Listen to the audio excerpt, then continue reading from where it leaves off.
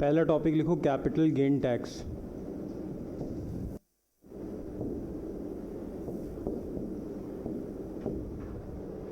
देखो कैपिटल क्या होता है? नहीं, दूसरा कैपिटल क्या होता है? कैपिटलिज्म वाला कैपिटल बताओ। मनी या फिर वेल्थ, ये सब क्या हो गए? कैपिटल। जैसे कैपिटल है, ज़मीन भी तो एक तरीके की नेटवर्थ है। गोल्ड क्या है? कैपिटल।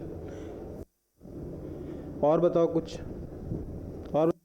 मान लो डायमंड, ये क्या है? कैपिटल।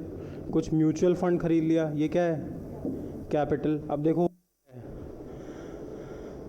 मैंने कोई ज़मीन 10 लाख रुपए की खरीदी 2019 में, ठीक।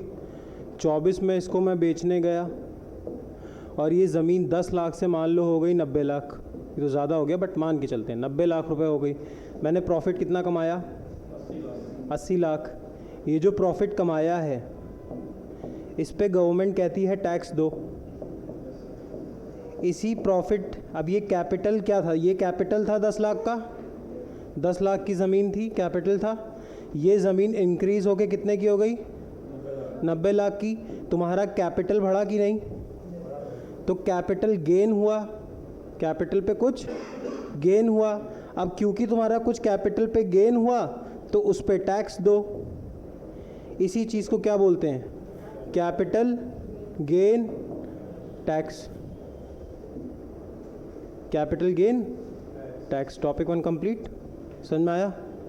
पक्का? चलो आगे लिखो।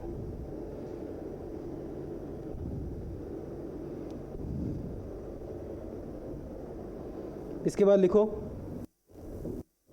Supreme courts decision on GM mustard. Mustard क्या होता है हिंदी में? सरसों, सरसों है ना। अब देखो, सुप्रीम कोर्ट इंडिया की क्या है? Apex top most court. अगर 2 बार पड़ेगी, है ना। सुप्रीम कोर्ट मेंशन कहाँ है कॉन्स्टिट्यूशन में? आर्टिकल 124। अब देखो हो क्या रहा है, जीएम क्या होता है? कोई बायो डोमेन का बच्चा है यहाँ पे? Genetically modified. जेनेटिकली मॉडिफाइड क्या होता है? जीन्स समझते हो? जीन्स, जीन्स, हाँ। अब देखो क्या करते हैं हम। अब मान लो कोई नया ऑर्गेनाइजेशन बनना है, मतलब ऑर्गेनिज्म बनना है, सॉरी, ठीक। अब ये अपने पेरेंट्स के जीन से बनेगा, पापा और लेट से मम्मी। अब इनके जीन से ये बच्चा बनेगा, तो तैयार हो गया। अब एक कॉन्सेप्ट है जिसमें हम क्या करते हैं, जीन्स में ही कुछ चेंज कर देते हैं। जैसे मान लो इस प्रोसेस से तुम्हारी आंखें ब्लैक थी, जिस जीन से तो आँखों का कलर डिसाइड होना था तरीके से मॉडिफाई कर दिया कि तुम्हारी आंखें ब्लू हो गई। एक सब्जेक्ट होता है बायोटेक्नोलॉजी, सुना है? जब बायोलॉजी में तुम टेक्नोलॉजी को लगाना शुरू करो उसको क्या कहते हैं? बायोटेक्नोलॉजी। ये जो पूरा प्रोसेस है ये बायो है।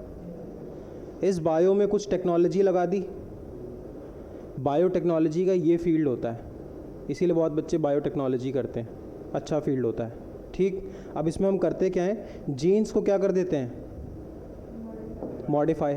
अब ये चीज़ डेंजरस भी है, क्यों? ये टेक्नोलॉजी बन चुकी है। अब मान लो कि जैसे मान लो एक बच्चा पैदा होना है, अब मैं उसके जीन्स को ऐसे मॉडिफाई कर दूं कि मैं उसके हार्ट को लायन के हार्ट की तरह बना दूं, उसके दिमाग को मैं किसी बहुत, मान लो फॉक्स के जीन्स के हिसाब का दिमाग बना दूं। तुमने मूवीज़ में देखा होगा, या आजकल तो वो एनिमेटेड रील्स भी बनती हैं जिसमें बिल्ला होता है और उसने कपड़े ह्यूमंस वाले पहने होते हैं, है ना। वो कैसे पॉसिबल है? अरे मूवीज़ में देखा है जिसमें आधा एनिमल होता है आधा इंसान होता है, वो चीज़ पॉसिबल है कैसे? उस एनिमल की जीन्स डाल दो। अमेरिका में ये हर जगह टेक्नोलॉजी बन चुकी है, बट ये ह्यूमंस के लिए बहुत डेंजरस है। क्यों? बताओ क्यों? जिसके पास भी पैसे होंगे वो तो किसी भी चीज़ को अफोर्ड कर लेगा। तो अंबानी हो सकता है अपने बच्चे को इस तरीके से बनवा ले, उसके जीन्स को ऐसे मॉडिफाई करा दे कि शायद मान लो लाइफ स्पैन में वो टर्टल का जीन डलवा दे। 400 साल जी रहा है, 500 साल जी रहा है, इतना इजी नहीं है, बट जीन्स को इन्फ्यूज़ कराया जा सकता है। अब ये चीज़ अभी हम इंसानों में एप्लीकेबल नहीं करते, बट इंडिया कुछ कुछ ऐसे बीटी ब्रिंजल, ब्रिंजल क्या होता है, बैगन, ये चीज़ चलती है, चलता है, ठीक। ऐसे ही हम जेनेटिकली मॉडिफाइड मस्टर्ड, अबे ये भी तो लिविंग चीज़ है ना, सरसों, ये ब्रिंजल भी लिविंग चीज़ है। अब मान लो अगर इसकी कुछ तुमको एफिशिएंसी बढ़ानी है या इसमें कुछ भी चेंज करना है तो उस चीज़ को हम यूज़ करने लगते हैं। अब ये चीज़ हमारे यहाँ बन के तैयार है, तो इसको कोर्ट में लोगों ने चैलेंज कर दिया कि दिस इज़ रॉन्ग, ये नेचर के अगेंस्ट। तो सुप्रीम कोर्ट में 2 जज की बेंच बैठी, एक जज कह रहा है कि जेनेटिकली मॉडिफाइड अलाउड होना चाहिए, एक जज कह रहा है जेनेटिकली मॉडिफाइड नहीं अलाउ होना चाहिए, ठीक। अब इस वजह से मामला कैसा हो गया, अब ये चला गया है 3 जज बेंच पे। अब इसमें करंट अफेयर कुछ पढ़ने वाली नहीं है, बस ये चीज़ समझ में आनी चाहिए कि जेनेटिकली मॉडिफाइड होता क्या है। समझ में आया क्या है, बोलो, पक्का बताओ। अब देखो इसमें क्वेश्चन क्या पूछेगा। मैं मान लो कोई साइंटिस्ट हूँ और मैंने कोई क्रॉप बना दी जेनेटिकली मॉडिफाइड, मान लो मैंने जेनेटिकली मॉडिफाइड बनाना बना दिया, ठीक। तुमने कुछ जेनेटिकली मॉडिफाइड एप्पल बना दिया, अब मैंने बना दिया तो ये मार्केट में आ जाएगा, बोलो, मैं बना के मार्केट में उतार दूँ, ये किसी की परमिशन लेनी पड़ेगी, ये क्वेश्चन पूछ सकता है। इस चीज़ के लिए परमिशन लेनी पड़ती है GEAC की, जेनेटिकल इंजीनियरिंग अप्रेजल कमेटी, लिख लो, जेनेटिकल इंजीनियरिंग अप्रेजल कमेटी।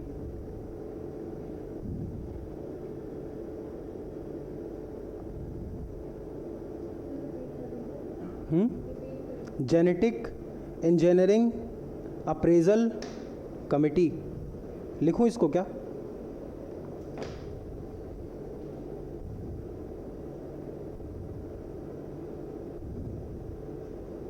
बोलो भाई, इसको लिखूं क्या,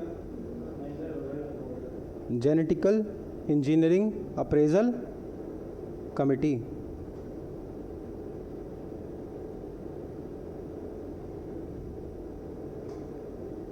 समझ में आ गया, बोलो।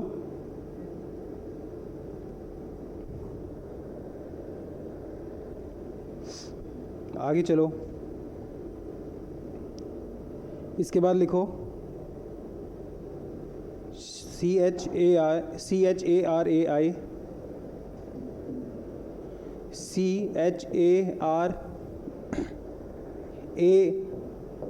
CHARAIDOA,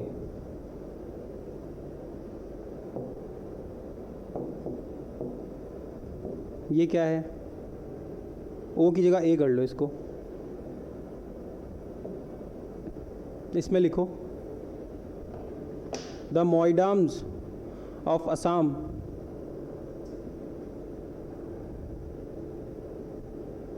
the Moidams of Assam got the prestigious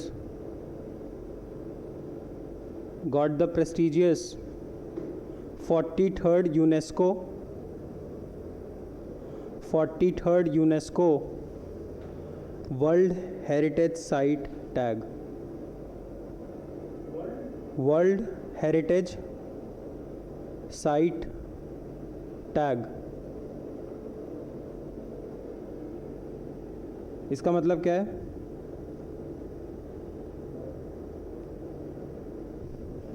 नहीं लिख पाए, heritage, world heritage site tag. अब देखो क्या होता है, असम का एक किंगडम हुआ, जैसे हमारे यहाँ गुप्ताज हुए, मौर्याज हुए, मुगल्स हुए, ऐसे ही असम पे रूल करने वाला एक किंगडम हुआ जिसका नाम था अहोम। तो जो अहोम राजा थे, जब उनको ग्रेवयार्ड थे स्टूपा जैसा, इस टाइप का बनाते थे। ठीक, अब ये स्ट्रक्चर्स बनाते थे, ये स्ट्रक्चर्स आज भी वहाँ पे अवेलेबल हैं। कहाँ पे? असम में। तो अब ये कल्चर है तुम्हारा, है ना? अरे ये कल्चर है कि नहीं? नहीं है कल्चर। अहोम किंगडम्स बहुत पुराने, आज से 200-250 साल पहले थे अहोम्स। ठीक, अहोम्स कहाँ के थे? तुमसे ये पूछ सकता, अहोम्स कहाँ के थे? असम के। अब इनके जो लीडर्स होते थे, जो किंग्स होते थे, उनकी हम ग्रेवयार्ड बनाते। अरे जिसको वो कहते हो कफन, कफन बोलते हैं, क्या बोलते हैं? मजार। कफन तो वो होता है जिसमें वो बन जाते हैं। कब्र, कब्र, ग्रेव, ग्रेवयार्ड बोला तो ग्रेव। तो इनके ग्रेवयार्ड्स थोड़े यूनिक टाइप के होते थे, तो इनको प्रिजर्व करना ज़रूरी है। इसीलिए हमने इसको क्या स्टेटस दे दिया है? पढ़ो करंट अफेयर, क्या लिखा है?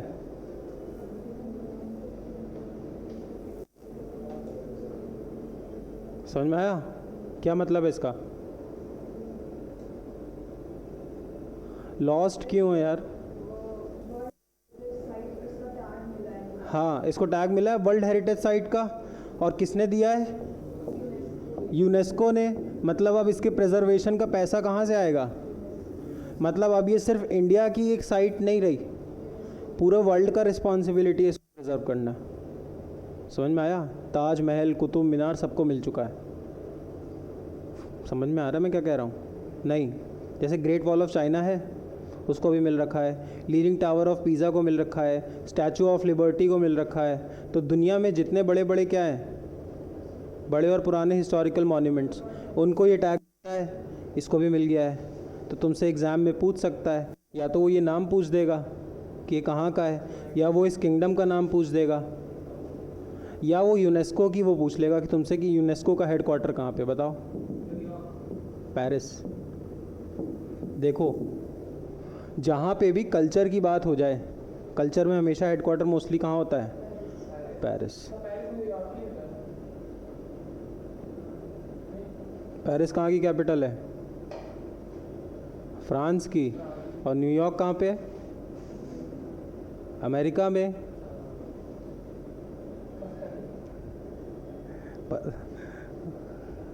कोई बात नहीं, ये याद रखा करो।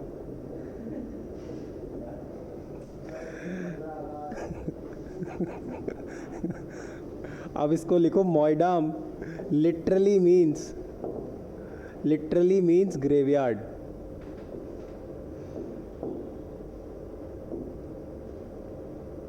और ये क्या है? ये असम की एक सिटी है, मतलब वो शहर जहाँ पे ये ग्रेवयार्ड्स बने हुए हैं, उसको क्या मिल गया है? उसको क्या मिल गया है? हाँ,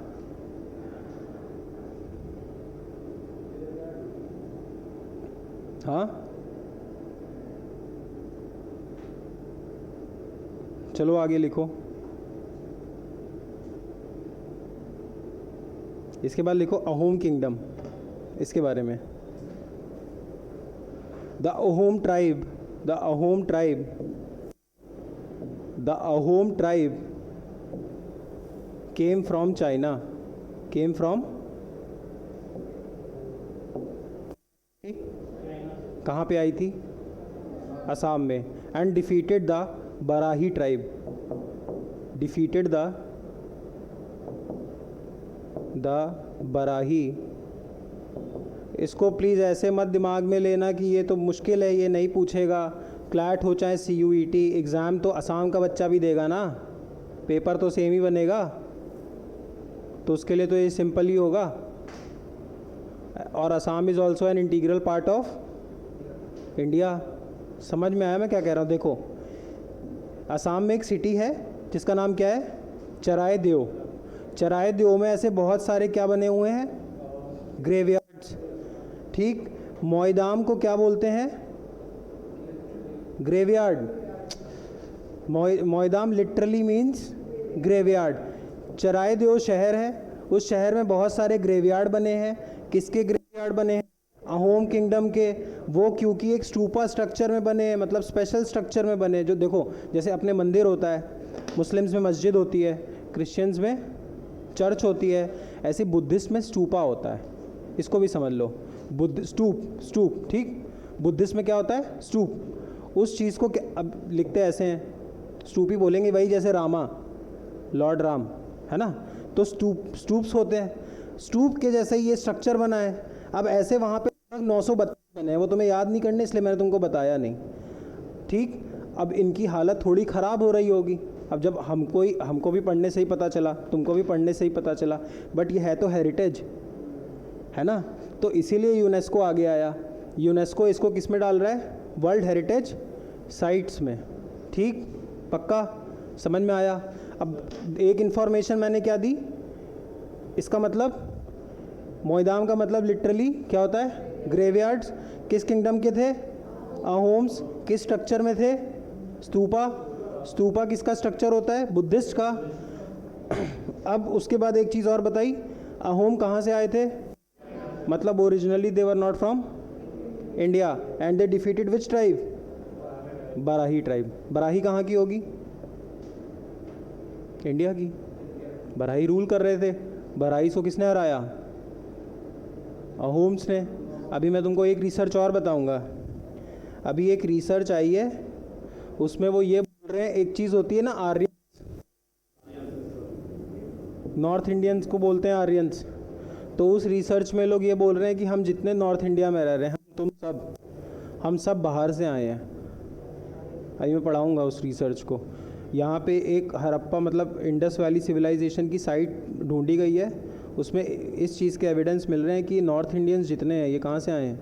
बाहर से। और जो ओरिजिनली इंडिया में रहते थे वो कौन थे? द्रविडियंस। बाहर से करते थे अटैक, तो ये यहाँ के, अब तुम बाहर से मारने आओगे तो यहाँ के लोग कहाँ जाएंगे? बाहर चले जाएंगे। कहाँ? चाइना चले जाएंगे, ये चले जाएंगे। जब तुम किसी को मारोगे तो वो ऐसे आएगा ना, तो लोग ऐसा वो ये बोल रहे हैं कि जो साउथ इंडियंस हैं ये ओरिजिनल इंडियंस हैं, क्योंकि यहाँ पे जो एविडेंस मिले हैं उनका जीन किससे मिल रहा है?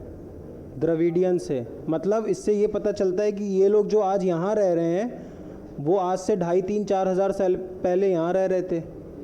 मतलब यहाँ से इनको हटाया गया है, मतलब यहाँ से कुछ लोग आए हैं। मतलब मैं तुम सब कहाँ से आए हैं? सेंट्रल एशिया से। तो हम भी यहाँ के मूल निवासी नहीं हैं। क्यों श्रुति पांडे? हाँ,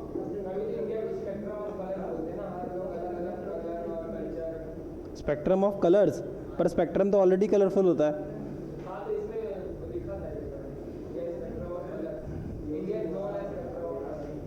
नोन है स्पेक्ट्रम ऑफ, क्या बात है। हाँ भाई, लेकिन ठीक है, तुम कुछ पढ़ रहे हो इसी बहाने। इसके बाद लिखो, the first king of Ahom kingdom, the first king of Ahom dynasty. बस इतना याद करना है, इसके आगे नहीं करना है। Ahom, the first king of Ahom dynasty was चाओ लुंग सियू का फा। अरे तुम सिर्फ चाओ याद रखो, ऑप्शन में चाओ मार्क कर देना। चाओ लुंग, अरे ये अच्छा ये बताओ, चाओ लुंग जो अहोम किंगडम का पहला राजा कौन था? चाओ लुंग सिन का फा। अब ये नाम क्यों टफ लग रहा है? इस चीज़ को याद करो वापस। अहोम कहाँ से आए थे? तो पहला राजा कहाँ का होगा? चाइनीज़, तो चाइनीज़ नाम है क्या? चाओ लुंग सियू खापा। हाँ, क्या मतलब? कैसे? हाँ, ऐसा होता है? तुम्हारा नाम कैसे रखा गया था? अच्छा, उमाम का मतलब क्या होता है?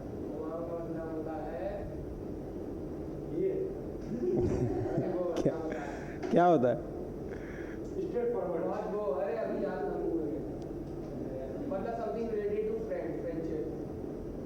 चलो अच्छा है, बस एक चीज़ और लिख लो लास्ट होम्स की। In the year 1826 was captured by British from, किससे लेंगे? मैं क्या लिख रहा हूँ? इन 1826 Assam was captured by British from Ahoms. Ahom थे ना रूलर, कहाँ के? असम के। तो अब किसने छीन लिया? ब्रिटिश ने। कब छीन लिया? 1826। 1826 के बाद 1947 तक किसका रूल रहा? ब्रिटिश का। 1947 के बाद किसका रूल आ गया? ये भी इंडियंस ही हैं। चले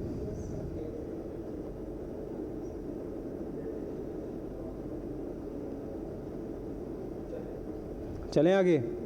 अब ये जो चीज़ें हैं, अब जैसे मैंने तुमको अभी एक स्टोरी बताई कि यहाँ पे एक्सकवेशन हुआ था। कहाँ पे?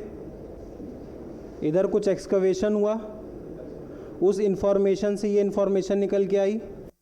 हमें एक्सकवेशन करने का कौन सा डिपार्टमेंट का मतलब जिम्मेदारी है?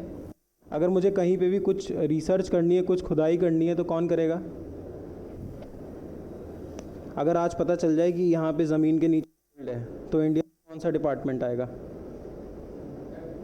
Archaeological survey of India. लिख लो, क्वेश्चन पूछ।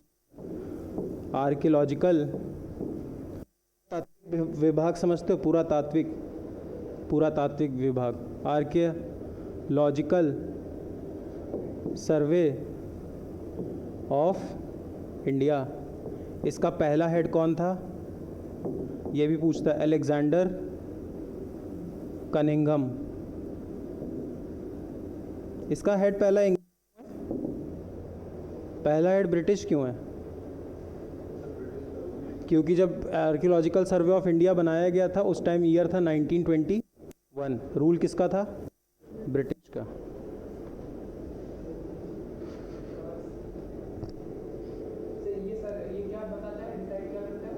कहीं पे भी कोई एक्सकवेशन करना है, जैसे मान लो क्या ले सकती हो? हाँ, जैसे अभी बाबरी मस्जिद था। अरे ज्ञानवापी मस्जिद का इशू आ रहा है बनारस में कि ज्ञानवापी मस्जिद के पहले वहाँ मंदिर था, तो वहाँ पे जो खुदाई करेगा कौन करेगा? Archaeological survey of India. India में कहीं पे भी कोई हिस्टोरिकल चीज़ की अगर एक्सकवेशन करनी है तो ASI करता है। समझ में आ रहा है? देखो हुआ क्या था यहाँ पे, तब तो इंडिया का मैप कुछ ऐसा रहा था। क्यों? ऐसा ही था ना ब्रिटिश इंडिया। पाकिस्तान भी था। हाँ, अरे 1947 से पहले पाकिस्तान अपने इंडिया में तो था, है ना? तो ये लोग रोड वोड बनाने गए। जब रोड बनाने गए तो इन्होंने देखना शुरू किया, तो इनको कई जगहों पे कुछ कुछ गड्ढे मिलते रहे, परेशानियां होती रही, फिर यहाँ परेशानी होती रही, फिर यहाँ परेशानी होती रही। तो इन्होंने फिर क्या किया? अलेक्जेंडर, देखो एक दयाराम साहनी नाम के इंसान थे। अब सुनते रहना, इस पर भी क्वेश्चन आता है। दयाराम साहनी ये कर रहे थे तो इनको प्रॉब्लम हो रही थी, तो इन्होंने अलेक्जेंडर कनिंघम को बोला कि सर यहाँ पे मैं कभी भी खुदाई करता हूँ तो मुझे कुछ कुछ प्रॉब्लम्स होती हैं, नीचे कुछ कुछ जीने मिल जाते हैं, कहीं पे ऐसा लगता है कुछ खुदाई के नीचे कुछ बना हुआ था। तो इन्होंने फिर अलेक्जेंडर कनिंघम खुद फील्ड पे आए। इन्होंने ऐसे 8-9 इमारत जैसा कुछ बड़ा सा स्ट्रक्चर बनाया और बोला खोदना शुरू करो। जब ऊपर से खड़े होके देखा तो इनको ऐसे ऐसे करके कुछ स्ट्रक्चर दिखा कि ये तो एक शहर टाइप का बना हुआ है। तब इनको पता चला कि यहाँ पे पहले भी शहर हुआ करते थे, और ये शहर कहाँ हुआ करते थे? इंडस नदी के किनारे। इसीलिए जितने शहर इंडस नदी के किनारे मिले उनको बोल दिया गया इंडस वैली सिविलाइजेशन। इसीलिए बोलते हैं इंडस वैली सिविलाइजेशन का जो सबसे पहले शहर ढूंढा गया था उसका नाम क्या था? हड़प्पा। ढूंढा किसने था? दयाराम साहनी ने। पर उस समय डिपार्टमेंट का हेड कौन था? क्वेश्चन आता है, दयाराम साहनी पे भी पूछता है और अलेक्जेंडर कनिंघम पे भी पूछता है। तब फिर इन्होंने आर्कियोलॉजिकल सर्वे ऑफ इंडिया बनाया। समझ में आया? जल्दी बताओ। अब देखो एक चीज़ ऐसी है तो तुम्हें समझनी पड़ेगी, कार्बन फाइबर। कार्बन फाइबर एक चीज़ होती है, एक मटेरियल होता है जो बहुत मजबूत माना जाता है, ठीक, उसका रेजिस्टेंस भी कम माना जाता है। अब चाइना, इसको हटा दूँ, चाइना क्या कर रहा है, कार्बन फाइबर पे ट्रेन बना रहा है, मतलब कार्बन फाइबर नाम के मटेरियल को यूज़ करके क्या बना रहा है, ट्रेन। तो बोल रहे हैं ये शायद वर्ल्ड्स फास्टेस्ट ट्रेन होगी। बस तुम ट्रेन का नाम याद रखो। और बना कौन रहा है, चाइना। किस टेक्नोलॉजी पे बना रहा है, टेक्नोलॉजी का नाम कार्बन फाइबर, कंट्री का नाम चाइना। अब इसके बाद ये शायद वर्ल्ड्स फास्टेस्ट ट्रेन होगी, ट्रेन का नाम लिख लो बस, सेट रोवो, ये पूछ सकता है, सेट रोवो, लिख लो इस लाइन को। World's fastest high speed carbon fibre train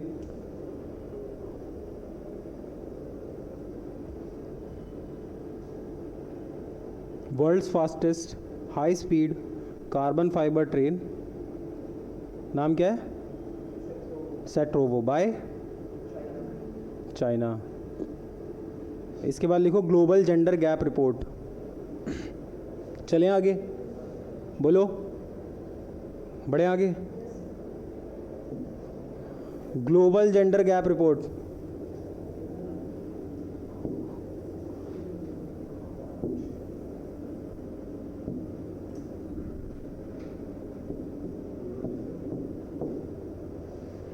gender क्या होता है, मेल फीमेल। कल तुमको पूरा LGBTQ पढ़ाया था, ये भी तो जेंडर है, मेल भी जेंडर है, फीमेल भी जेंडर है, फिर ये सब भी जेंडर्स हैं। लेकिन अभी हम इसी को जेंडर मानते हैं।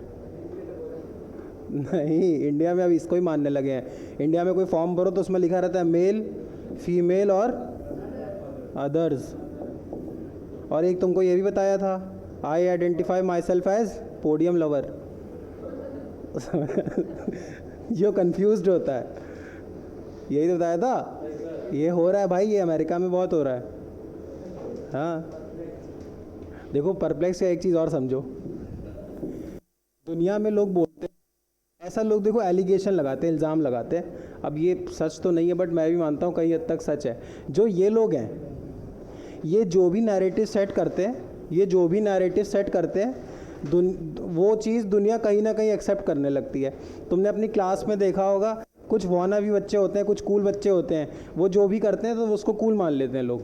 ये होता है कि नहीं, होता ही है, क्योंकि हम कल्चरली क्या होते हैं, उनसे इन्फ्लुएंस होते हैं। अब शाहरुख खान कुछ करेगा तो शायद कॉपी करने लगे, अब तो थोड़ा अवेयर हो गए तो शाहरुख खान से ऊपर उठ गए। बट मान लो डेविड बेकम कुछ कर रहा है तो मैं भी करूँगा, ठीक। तो ये इंसान की आदत किस चीज़ की है, हर्ड मेंटालिटी, जहाँ पे भीड़ जाएगी वही मैं करूँगा। ये हर इंसान की प्रवृत्ति होती है। अब देखो, वेस्प्स कौन है, W for white, A for Anglo, Saxons, Protestants. मतलब वो आदमी जो वाइट है, ब्रिटिशर टाइप, उसके बाद एंग्लो मतलब जो इंग्लिश बोलता है, एंग्लो सैक्सन एक ही चीज़ होती है, जो इंग्लिश बोलते हैं। और प्रोटेस्टेंट मतलब क्रिश्चियन में एक होते हैं प्रोटेस्टेंट और एक होते हैं कैथलिक्स। ब्रिटेन, अमेरिका, ये लोग हैं प्रोटेस्टेंट्स। बाकी इधर इटली, ईस्टर्न यूरोप वाले लोग क्या है, कैथलिक। इधर वाला यूरोप जो है वो क्या है, प्रोटेस्टेंट्स। और ये वाला जो क्रिश्चियनिटी है वो क्या है, कैथलिक। कैथलिक पुराना है, कैथलिक भगवान में ज़्यादा बिलीव करता है, कैथलिक अदर वर्ल्डली की बात करता है, कैथलिक स्वर्ग नर्क के कॉन्सेप्ट को मानता प्रोटेस्टेंट भी है। पर प्रोटेस्टेंट ये कहता है वर्क इज़ वर्शिप, तुम अपना काम जैसा करोगे उससे डिसाइड होगा तुम नर्क जाओगे कि स्वर्ग।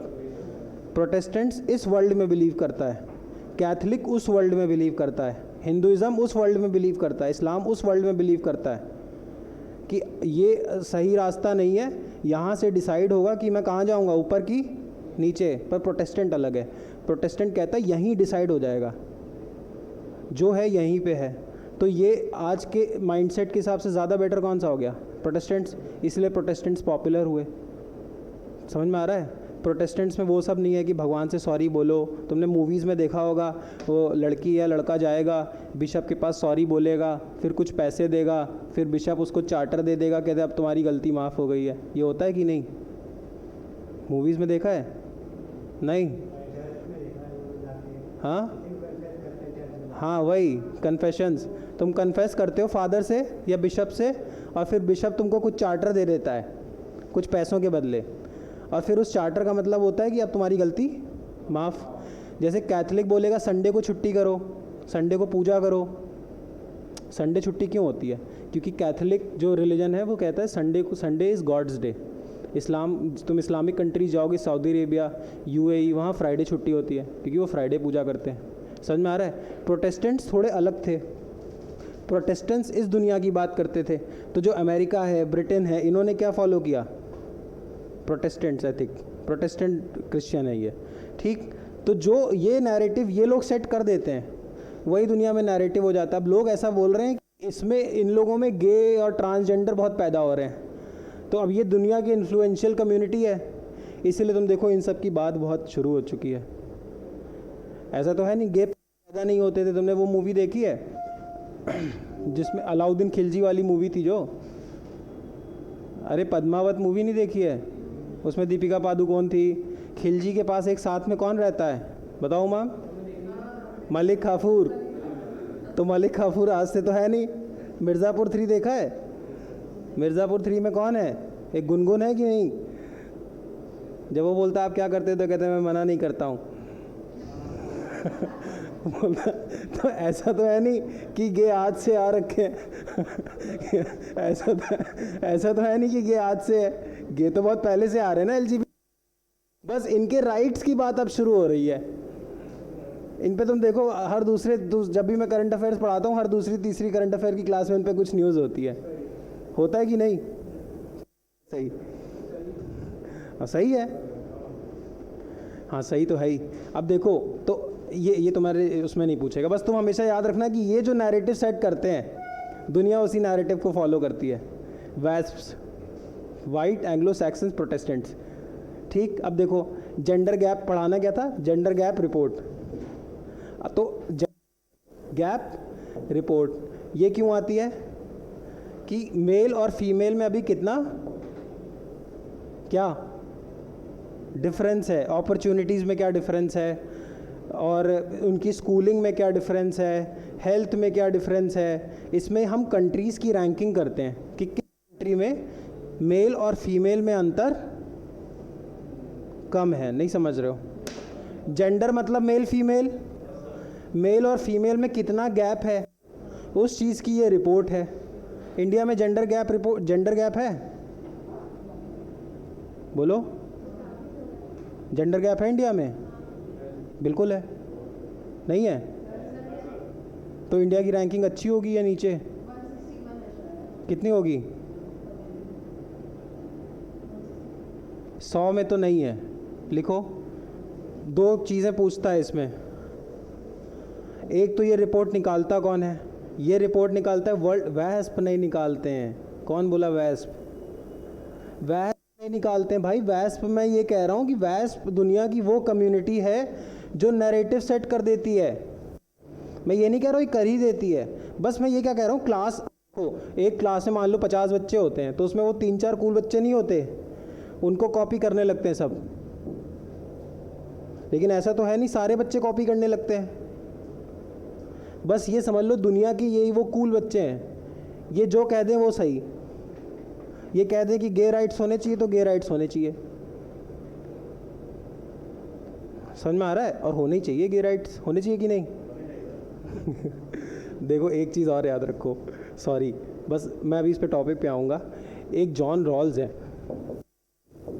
हार्वर्ड का प्रोफेसर है, और ये प्रोफेसर हार्वर्ड वगैरह के प्रोफेसर बहुत बड़े लोग होते हैं। जॉन रॉल्स की एक थ्योरी है व्हील ऑफ इग्नोरेंस। ये ना जज है ना वकील, पर ये बुक्स लिखता है कि लॉ कैसे बनना चाहिए।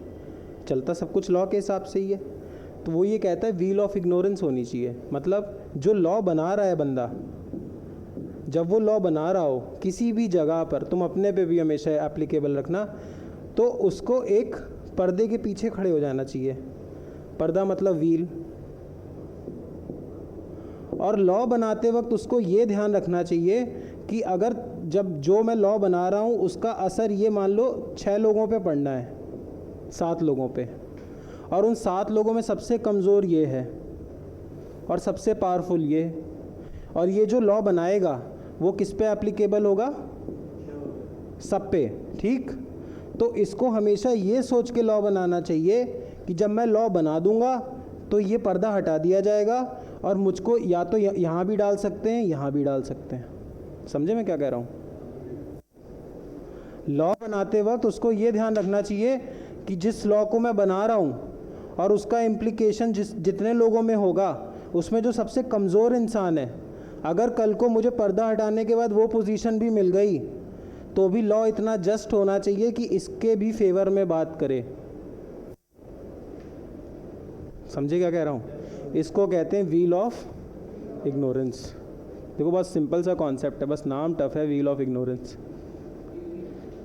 इजी है, जॉन रॉल्स ने ये बोला है, इसको याद मत रखो। बस जेंडर गैप रिपोर्ट पे लिख लो क्या क्या लिखना है। जेंडर गैप रिपोर्ट निकालता कौन है? World economic forum. World economic, अरे पूरी दुनिया की रैंकिंग करेगा ना, तो कोई ऐसा इंस्टीट्यूट निकालेगा कौन जो न्यूट्रल हो। वर्ल्ड इकोनॉमिक फोरम का हेडक्वार्टर पूछ चुका है एग्जाम में एक बार, ये कहाँ पे है? डावोस में। डावोस कहाँ पे है? स्विट्ज़रलैंड में है। आप लिख लो का रैंकिंग वगैरह लिख लो, लिखो। India is ranked 129 out of 146 countries.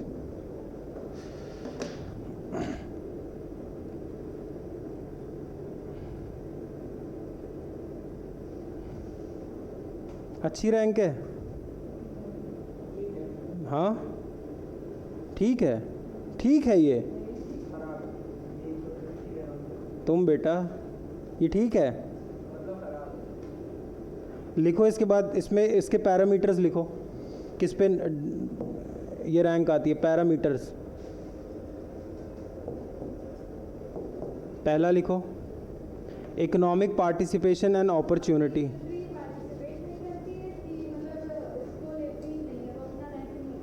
नहीं, बाकी कंट्रीज़ करती क्यों नहीं? तभी तो इंडिया की 129 रैंक है। हमें बाकी कंट्रीज़ का पढ़ना नहीं है। तुमसे सीधे एक बस पूछ लेगा ग्लोबल जेंडर गैप रिपोर्ट में इंडिया की रैंक क्या है, या ग्लोबल जेंडर गैप रिपोर्ट निकालता कौन है। बाकी कंट्री से हमें क्या मतलब? अभी हम रैंक 1 और पढ़ लेंगे। अगर तुम पाकिस्तान की होती तो तुमको पाकिस्तान की रैंक बताते, बांग्लादेश की होती तो बांग्लादेश की रैंक बताते। अभी बताएंगे। लिखो पहले 4 parameters. Education, education, political empowerment,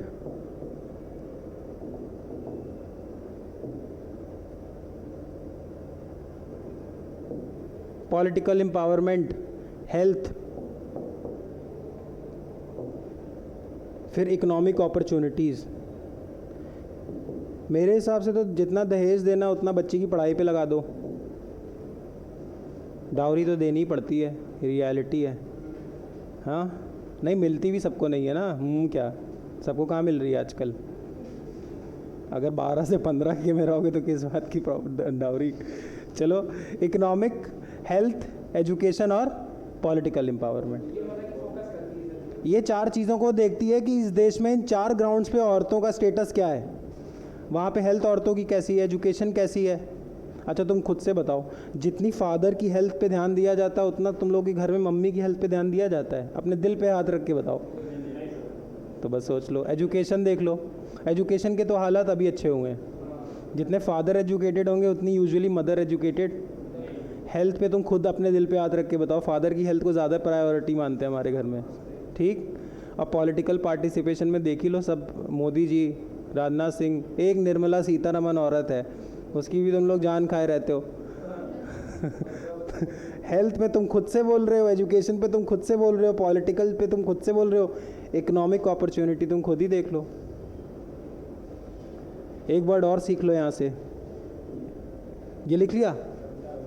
हाँ ये लिख लिया? ये मजाक नहीं है भाई, लिख लो इसको। एक चीज़ होती है ग्लास सीलिंग, देखो कॉर्पोरेट वर्ड में बोलते हैं, क्या होता है ग्लास सीलिंग?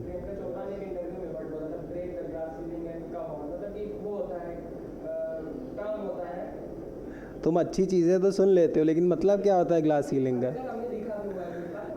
अरे पागल, तुमने लिखा? हाँ तो मैं तुमको वही तो सिखा रहा हूँ, ये तुमसे पूछेगा नहीं। अब मैंने बोला तो मैं सोचता हूँ सिखा दूँ एक वर्ड। तो क्या होता है ग्लास सीलिंग का मतलब? इंग्लिश में भी तो पूछ सकता है, वोकैबुलरी में। क्या होती है ग्लास सीलिंग? शीशे की छत। शीशे की छत है, यही तो हुआ। हाँ यही हुआ ना ग्लास सीलिंग। नहीं देखो ग्लास सीलिंग, हाँ देखो ग्लास ग्लास, हाँ हाँ एक तरीके से लिमिट। नहीं देखो नौकरियां दो तरीके की होती है, एक गवर्नमेंट सेक्टर होता है प्राइवेट सेक्टर। इसी प्राइवेट सेक्टर को तुम अच्छी लैंग्वेज में कॉर्पोरेट बोलते हो। गवर्नमेंट सेक्टर में जो प्रमोशन होता है वो तो लॉ के हिसाब से होता है कि हर 9 साल में प्रमोशन मिलना ही मिलना है, ऐसे ही मिलता है 9, 18, 27। लेकिन प्राइवेट सेक्टर में तो बॉस के हिसाब से मिलेगा ना, इसमें 9, 18, 27 तो चलेगा नहीं। देखो सरकारी नौकरी में ये भी याद रखो, 9, 18 और 27 का रूल चलता है, इतने में तुमको प्रमोशन मिलना ही है। इसमें IAS IPS की बात नहीं कर रहा हूँ, उनके प्रमोशन और तेज़ होते हैं। जो नॉर्मल सरकारी नौकरियाँ होती हैं, ग्रुप बी, ग्रुप सी, 9, 18 और 27 का रूल चलता है। प्राइवेट सेक्टर में तो सब कुछ किस पे डिपेंडेंट है? बॉस पे। अब देखो प्राइवेट सेक्टर में यूजुअली क्या होता है, ये इंडिया ही नहीं पूरी दुनिया की कहानी है, लड़कियों को एक लेवल के ऊपर भेजते ही नहीं है। मान लो किसी ऑर्गेनाइजेशन में ऐसे 6 पोस्ट थी, उनको पता है कि इसके ऊपर भेजूंगा ही नहीं भेजूंगा। बताओ क्यों? क्योंकि देखो फीमेल एम्प्लॉयज़ उनके हिसाब से इकोनॉमिकली क्या होती हैं, एक तो वीक होती है, दूसरा एक ये भी होता है कि उनसे आप हर टाइम का काम नहीं ले सकते। अब एक आदमी है, मान लो मुझे कुछ काम कराना है, मुझे कुछ PPT बनवानी है, तो मैं उसको 10 बजे तक बैठा लूँगा रात में, औरत को बैठा पाऊँगा? नहीं। अगर मुझे मान लो कहीं पे किसी गांव में कोई सेमिनार लगाना है, आदमी को भेज दूँगा, औरत को भेज पाऊँगा? नहीं। आदमी को कोई मैटरनिटी लीव चाहिए, मैटरनिटी लीव मतलब जब बच्चे पैदा होते हैं तो कुछ महीने की छुट्टी देनी ही पड़ती है, चाहे प्राइवेट हो चाहे सरकारी। मैटरनिटी लीव जैसा कॉन्सेप्ट है आदमियों में? नहीं, औरतों में है। तो औरतों में बहुत सारी रिस्ट्रिक्शंस हैं, समझ में आ रहा है? तो इस वजह से ग्लास सीलिंग का कॉन्सेप्ट चलता है कि एक सीलिंग लगा दो, एक छत लगा दो, एक लिमिटेशन लगा दो जो कैसी हो, कांच की। अब कांच की जो छत होगी वो लगेगी नहीं छत पर, तुम ऊपर पहुंचोगे तो छत होगी। समझ रहे हो मैं क्या कह रहा हूँ? इसके ऊपर मैं कांच की छत लगा दूँ, आज से तो ऊपर से 2 किलोमीटर ऊपर तुमको दिखेगी वो छत, पर वो छत होगी। बस वही कॉर्पोरेट है, अगर वो बोल देगा कि छत है तो प्रॉब्लम है। तो ऐसी छत बनाओ, ऐसी लिमिटेशन बनाओ जो ग्लास की हो, जो देखने में मत दिखे पर एग्जिस्ट करती हो। तुम खुद बताओ दुनिया में कितने ऐसी कंपनीज हैं बड़ी जिनकी CEO विमेन है? इंदिरा नूई के अलावा मुझे तो कोई ध्यान ही नहीं आती। पेप्सी को। और बताओ कोई स्टार्टअप्स में बता दो। यूनिकॉर्न कल बताया था $1 बिलियन। इंडिया में कौन एक तो मुझे 2-3 नाम बता दो जो औरतों के बनाए हुए यूनिकॉर्न्स हैं, बड़े स्टार्टअप्स, एक नायका छोड़ के। अरे 2-4, हाँ और बताओ। वो यूनिकॉर्न नहीं है, शुगर कॉस्मेटिक, उसके तो पापा का बिजनेस है। और बताओ। नहीं, तो मतलब ग्लास सीलिंग एग्जिस्ट करती है। ये एग्ज़ाम में नहीं पूछेगा पर तुमको ग्लास सीलिंग आना चाहिए। अब जब प्रियंका चोपड़ा अगली बार बोलेगी तो तुमको समझ में आ जाएगा। ब्रेक द ग्लास सीलिंग, क्या come out and do what shine on. फिर क्या करो? क्या करती है?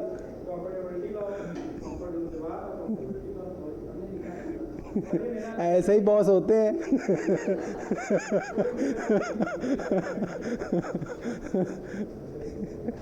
बस ऐसे ही लोगों की वजह से ग्लास सीलिंग है। वो लिखो बस। अब देखो यहाँ से एक क्वेश्चन हर साल आता है, मैंने तुमको बोला जेंडर गैप इंडेक्स, तो वर्ल्ड इकोनॉमिक है वो लिख लो। अब आगे आएगा तो नहीं बताऊंगा। पहला देखो, लिखो ग्लोबल कॉम्पिटिटिवनेस रिपोर्ट। ये सीयूटी में पूछता है भाई, लिख लो global competitiveness report.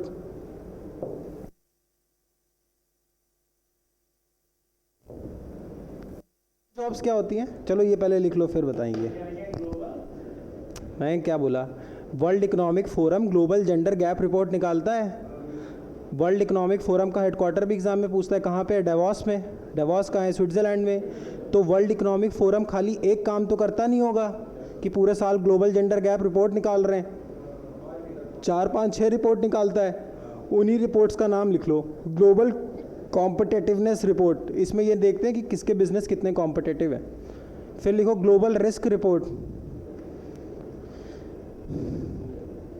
Risk risk risk जोखिम।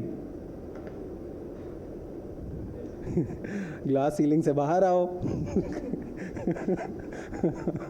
Global risk report. फिर लिखो global travel and tourism report. किस कंट्री का टूरिज्म कितना अच्छा है, global travel and tourism report. Global travel and tourism report. यहाँ तक समझ में आया। अच्छा एक चीज़ और बता दो, पिंक कॉलर जॉब्स क्या होती हैं। हाँ, वो जॉब्स जिसमें केयरिंग इन्वॉल्व हो, वो जॉब्स जिसमें केयरिंग इन्वॉल्व हो, जैसे उनको बोलते हैं पिंक कॉलर जॉब्स। ऐसी एक ब्लैक कॉलर जॉब्स होती हैं। ब्लैक कॉलर जॉब्स कौन सी होती हैं, जो ब्लैक काम करते हैं, बंदूकों का व्यापार करेंगे, माफिया, डॉन, एक्सटॉर्शन, फिरौती, ये ब्लैक कॉलर्स होती हैं। पिंक कॉलर होती है जो केयर रिलेटेड जॉब्स होती हैं। लड़कियों के लिए बोलते हैं पिंक कॉलर जॉब्स करनी चाहिए। केयर रिलेटेड जैसे नर्स और बेबी सिटर और नैनी, वही होता है बेबी सिटर, और एयर हॉस्टेस। एयर हॉस्टेस भी तो कैरी करती है। और बताओ मैम, एलिमेंट्री स्कूल एजुकेशन, जो प्री प्राइमरी के बच्चे होते हैं, जो तो केजी पीजी के बच्चे होते हैं, उनको भी तो क्या चाहिए, केयर। तो ये सारी जॉब्स कहते हैं लड़कियों के लिए सूटेबल हैं। ये क्या होती हैं, पिंक कॉलर जॉब्स। ऐसी ब्लू कॉलर जॉब्स होती हैं, जो लोग कॉरपोरेट में जॉब करते हैं, आदमी लोग, कॉरपोरेट की जो जॉब्स होती हैं वो होती हैं ब्लू कॉलर जॉब्स। जो बैंक की जॉब्स होती हैं, मतलब जो 9 to 5, सुना 9 to 5, जो 9 to 5 अच्छी जॉब्स होती हैं तमीज़ की, मतलब उसको एक सीमित पैसे मिलते हैं, एक बीवी 2 बच्चे, उस टाइप की jobs blue collar jobs. Bank में जॉब करते हैं, किसी प्राइवेट कंपनी में जॉब करते हैं, किसी कॉरपोरेट में जॉब करते हैं, वो होती है ब्लू कॉलर जॉब्स। लड़कियों वाली पिंक कॉलर जॉब्स, ऐसे ब्लैक कॉलर जॉब्स। फिर आईएएस, आईपीएस, पॉलिटिशियंस, जो सर्विस होती हैं, वो वाइट कॉलर जॉब्स होती हैं। बस बताने के लिए बता रहा हूँ, कभी कहीं पढ़ो तो तुमको समझ में आ जाए। Black collar, blue collar, pink collar और वाइट कॉलर। अब बताओ तुम्हारे फादर कौन सी कॉलर में है, हेलो, कौन सी कॉलर में है, ब्लू होंगे। अरे यार इतना समझाने के बाद भी, चलो गुंडा मवाली। हाँ ब्लैक, हाँ ब्लू क्या करते हैं अंकल, कॉन्ट्रैक्टर ब्लू कॉलर में नहीं आएगा यार। अब वो डिपेंड करता है कैसे।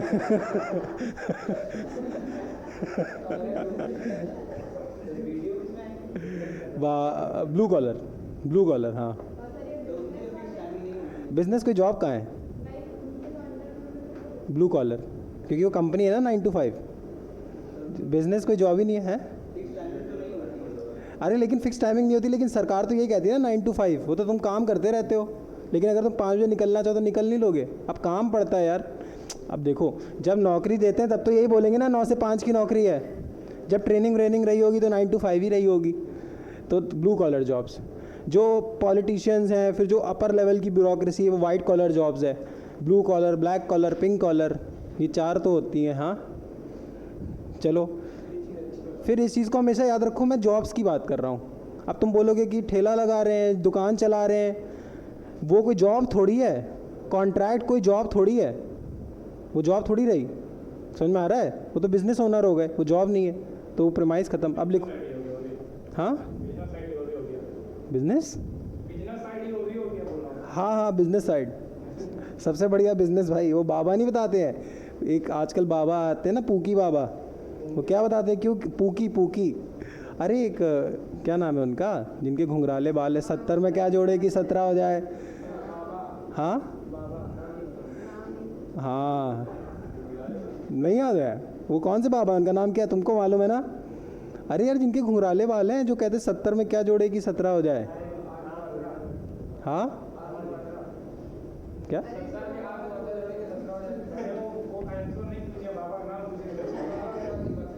छोड़ो, लिखो अगली news. India becomes chair of, India becomes chair of Asian disaster preparedness centre.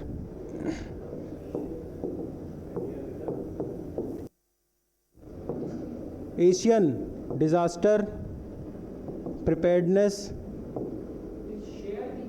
Centre. Share क्या होता है?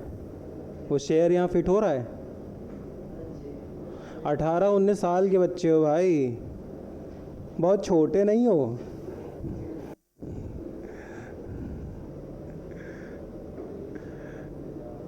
इतने छोटे कहाँ हो भाई, 5 साल छोटे हो गए तो मुझसे। किस ईयर बॉर्न हो? तो छोटे हो ब्रो। चलो चलो आगे चलो।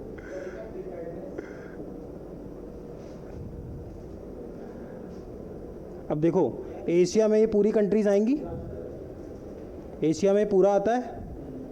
अब डिज़ास्टर मान लो साइक्लोन जैसा आया, तो डिज़ास्टर या आपदा जिसको तुम बोलते हो, आपदा किसी एक देश में तो आती नहीं है।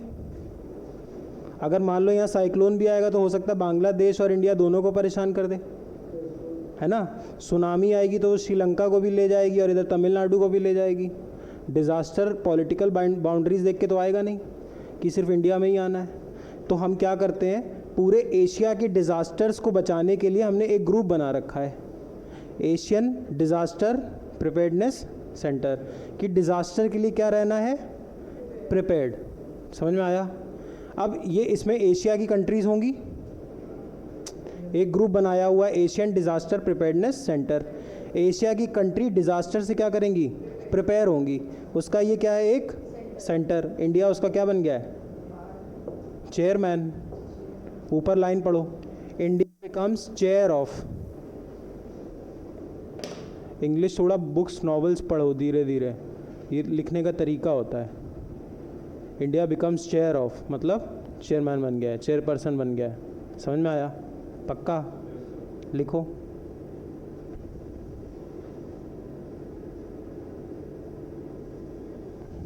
इसका हेडक्वार्टर लिखो कहाँ पे है, 19 बैंकॉक। हेडक्वार्टर कहाँ पे इसका, एशियन डिज़ास्टर प्रिपेयर्डनेस सेंटर का बैंक कहाँ पे है, Asian disaster preparedness centre. News क्या थी, इंडिया इसका क्या बन गया है, चेयरमैन। ये 1986 में बनाया गया था, स्टैब्लिश्ड। इसका हेडक्वार्टर कहाँ पे है, बैंकॉक। बैंकॉक कहाँ पे हूँ मैम? हाँ, बैंकॉक जाओगे तो कौन सी कंट्री जाओगे, थाईलैंड। अब इसके मेंबर लिख लो, एशियन कंट्रीज होंगी मेंबर। नहीं समझ में आ रहा है, बताओ ब्रो। क्या हम तुमको बोले हैं कि एशियन डिज़ास्टर प्रिपेयर्डनेस सेंटर नाम का एक सेंटर है। एशिया में आने वाली जितने डिज़ास्टर होते हैं, डिज़ास्टर मतलब आपदा, साइक्लोन, सुनामी, बहुत कुछ ऐसे होता है ना, सूखा पड़ गया, तो इन सब चीज़ों को रोकने के लिए हमने एक सेंटर बना रखा है। उस सेंटर का चेयरमैन अभी कौन बन गया है, इंडिया। पढ़ाया क्यों, ये बन कब गया था, 19। तो लास्ट ईयर क्यों नहीं पढ़ाया? लास्ट ईयर इसलिए नहीं पढ़ाया क्योंकि इंडिया इसका चेयरमैन नहीं बना था। अभी इंडिया इसका चेयरमैन बन गया है तो ये न्यूज़ में आ गया है। अब न्यूज़ में आ गया है तो तुमसे पूछ सकता है कि एडीपीसी का चेयरमैन कौन है। तुम अब एडीपीसी का चेयरमैन पूछेगा, तुम सारे लोगों के चेयरमैन याद करने लगोगे, वो सबके नहीं पूछता है, जो हमारे लिए रेलेवेंट होता है उस साल उसका पूछता है। अब इंडिया के लिए रेलेवेंट हो गया ना, क्योंकि इस समय इसका हेड कौन है? India. Established in the year 1986। Headquarter कहाँ है? बैंकॉक। और चेयरमैन कौन है? इंडिया। अब इसमें ये एशियन सेंटर है ना, एशियन डिज़ास्टर प्रिपेयर्डनेस सेंटर, तो इसमें कुछ और कंट्रीज़ भी होंगी, खाली इंडिया तो होगी नहीं। उन कंट्रीज़ का नाम लिखो। India, Bangladesh, India, Bangladesh, China,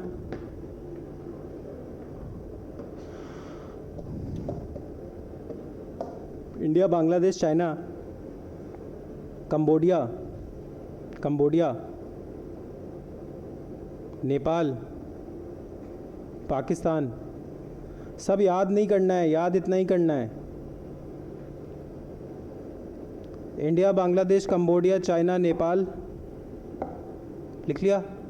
Pakistan, Philippines, Philippines,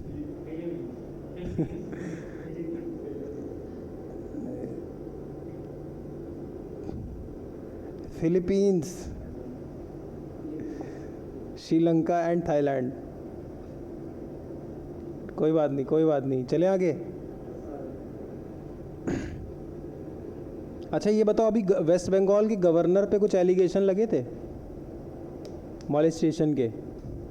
कोई वीडियो वायरल हुई थी? बताओ क्या? आराम से बताओ ब्रो, आराम से बताओ। तुमको आता तो है, तुम इस कॉन्फिडेंस में बताओ, इन सबको तो मालूम ही नहीं है क्या हुआ था।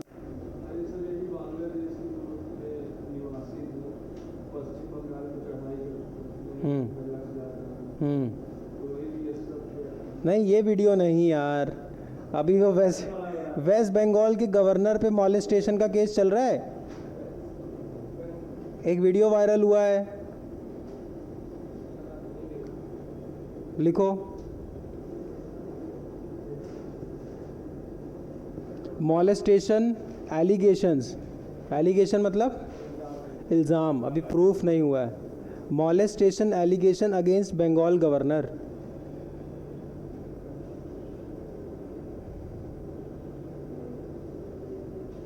अब बंगाल का गवर्नर क्या कह रहा है? देखो, गवर्नर होता है उसको अपॉइंट कौन करता है? सेंट्रल गवर्नमेंट, है ना। तो यहाँ बंगाल में सरकार किसकी है? ममता बनर्जी की। ममता बनर्जी की पार्टी टीएमसी, पर यहाँ पे गवर्नर कौन बैठाएगा? मोदी जी। तो ये गवर्नर किसका हो गया? बीजेपी। तो गवर्नर ये बोल रहा है कि ये फेक वीडियो है, क्योंकि मैं करप्शन के अगेंस्ट लड़ रहा हूँ, बंगाल की सरकार जो गलत करती है उसके अगेंस्ट लड़ रहा हूँ, तो बंगाल की गवर्नमेंट जान के मुझे फंसा रही है। और राजभवन से वीडियो वायरल हुआ है जाके देखना अगर तुमको मिलता है तो ये एलिगेशन है। वो ये कह रहा है मॉर्फ्ड वीडियो है। मॉर्फ्ड समझते हो?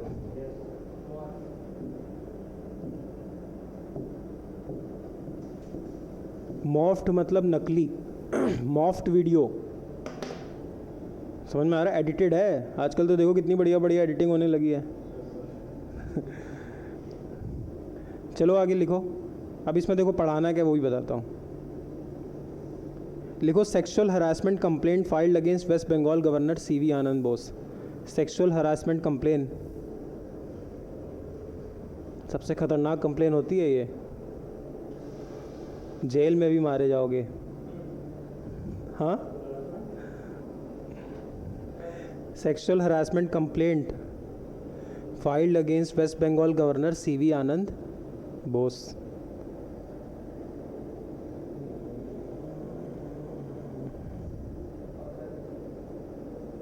अब देखो कॉन्स्टिट्यूशन, बहुत ध्यान से सुनना, कॉन्स्टिट्यूशन जो इंडिया का है वो प्रेसिडेंट और गवर्नर को कुछ इम्यूनिटीज़ देता है।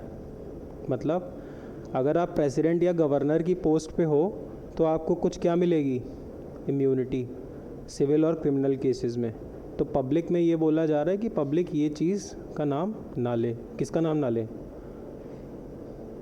किसका नाम ना ले? गवर्नर का। पर हम सब ले ही रहे हैं।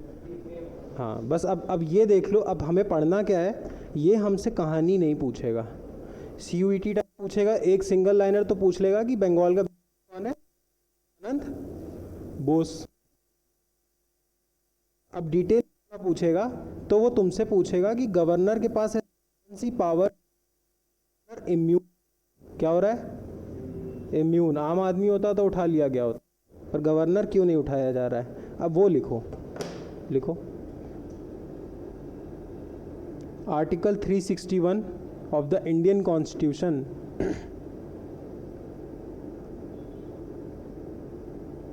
Article 361 of the Indian Constitution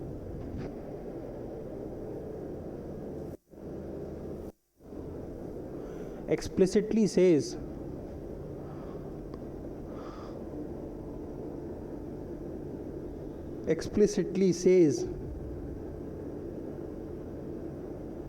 that the president or the governor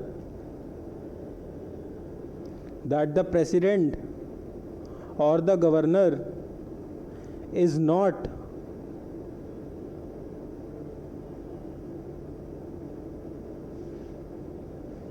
answerable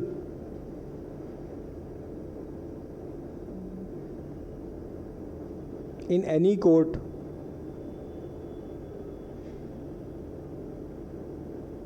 for any act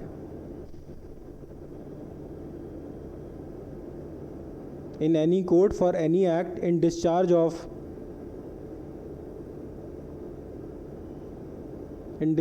of his duties and in the exercise of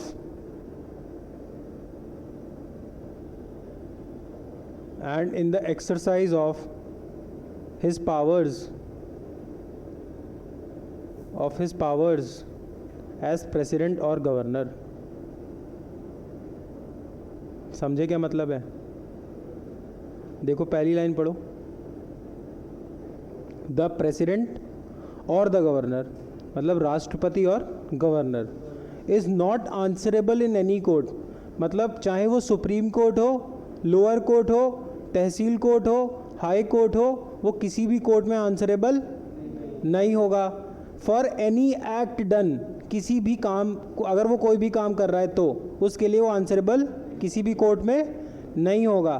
पर वो काम कैसा होना चाहिए कि वो अपनी ड्यूटीज़ उस टाइम पे क्या कर रहा हो? डिस्चार्ज। है ना? समझ में आ रहा है? इसी को क्या कहते हैं? Constitutional immunity. इम्यून हो गया ना वो। अगर इमाम जैदी ने यही किया होता तो हंस क्यों रहे हो? तुम करोगे ये? अच्छा, गवर्नर बन जाओगे तो तब भी नहीं करना है। इसके बाद लिखो no criminal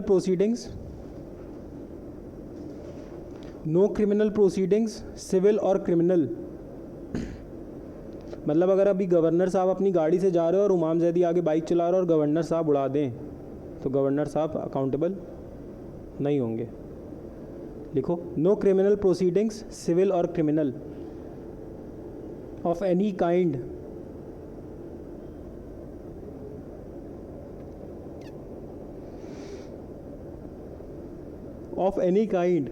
can be initiated in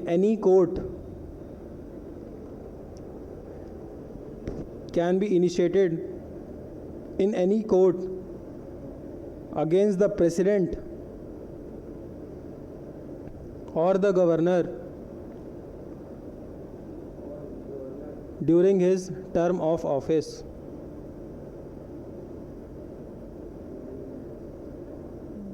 nor should he be arrested, term of office मतलब तक उनका कार्यकाल चल रहा है वो 5 साल, है ना। nor should he be arrested while in office, उसके बाद हो सकती है प्रोसीडिंग शुरू, जब वो गवर्नर या प्रेसिडेंट के पद से हट जाएगा। लेकिन जब तक वो है तब तक कोई केस नहीं बनेगा, उसके बाद बना लो। लेकिन जब तक वो पोस्ट पे बैठा है तब तक नहीं बनेगा। समझ में आया?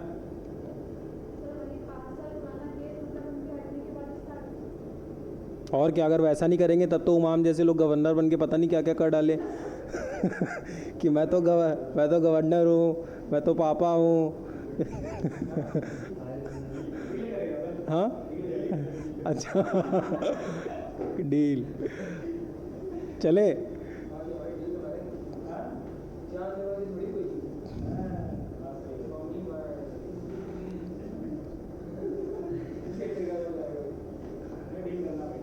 हाँ, जान से बढ़ के कोई चीज़ नहीं है, खुद सोचो।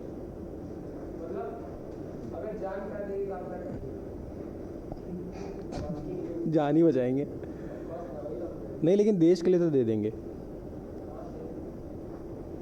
दे सकते नहीं है, दे देंगे। चलो आगे।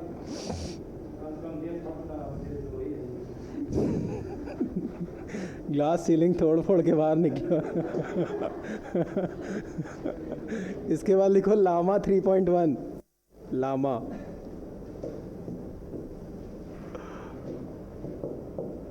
ग्लास सीलिंग फोड़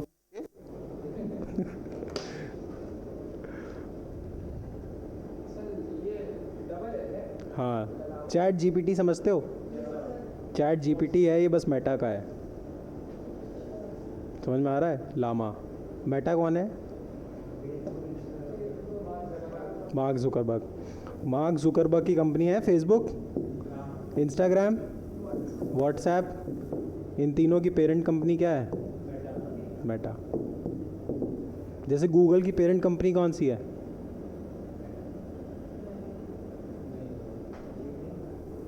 बताओ। गूगल है, गूगल के पास जीमेल है, यूट्यूब है, और क्या है गूगल के पास?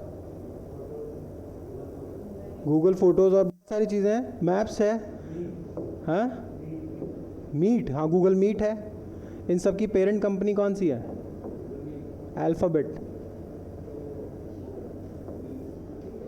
मतलब अल्फ़ाबेट उनकी कंपनी है, उसके नीचे इतनी सारी कंपनीज है। तो मार्क जुकरबर्ग की फेसबुक किसकी कंपनी है?